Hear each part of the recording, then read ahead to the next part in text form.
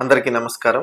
ఈరోజు నేను వివాహమైన తర్వాత భార్యాభర్తలకు పిల్లలు కలగకపోతే ఎంతకాలం తర్వాత పరీక్షలు చేయించుకోవాలి, ఎవరు మొట్టమొదటిగా పరీక్షలు చేయించుకోవాలనే విషయం నేను మాట్లాడుతున్నాను.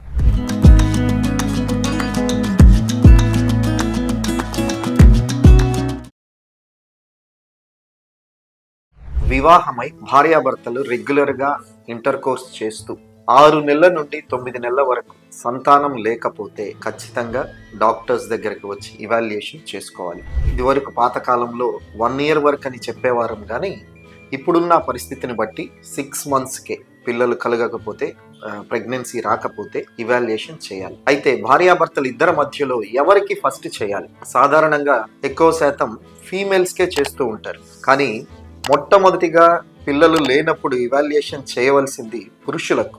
ఎందుకంటే పురుషులకు టెస్ట్ చేయడం చాలా సింపుల్, ఫీమేల్స్ కి చాలా టెస్టులు చేయాల్సి వస్తుంది, చాలా టైం కూడా పడుతుంది. అందువల్ల సంతానం లేని భార్యాభర్తల్లో మొట్టమొదటిగా పురుషునికి టెస్ట్ చేయాలి. అది కూడా సింపుల్ ఎగ్జామినేషన్, ఒక డాక్టర్ చేత ఎగ్జామిన్ చేయబడిన తరువాత సెమెన్ అనాలిసిస్, వీర్య పరీక్ష చేస్తాము. దీంట్లో మనకి చాలా ఇన్ఫర్మేషన్ వస్తుంది. పురుషుని వైపు నుండి అంతా బాగానే ఉంటే అప్పుడు ఫీమేల్కు పూర్తిగా కావలసిన అన్ని టెస్టులు చేసుకోవచ్చు.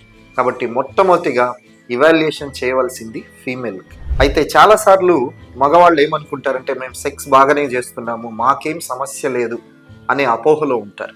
సెక్స్ చేయడం వేరు, పిల్లలు పుట్టే సామర్థ్యం వేరు. అంగస్తంభన ఉంటే సెక్స్ చేస్తాం, కానీ పిల్లలు పుట్టాలంటే వీర్యంలో క్వాలిటీ ఉండాలి, స్పర్మ్స్ బాగుండాలి, వాటి మోటిలిటీ బాగుండాలి, మార్ఫాలజీ బాగుండాలి. అందువల్ల సెక్స్ చేస్తున్నంత మాత్రాన నాకు ఏమి సమస్య లేదు అని పురుషులు అనుకోవడానికి వీల్లేదు. తప్పకుండా సెమెన్ అనాలిసిస్ అనేది చేయించుకోవాలి. అలా చేస్తేనే పురుషులలో ప్రాబ్లం ఉంది లేనిది నిర్ధారణ అవుతుంది.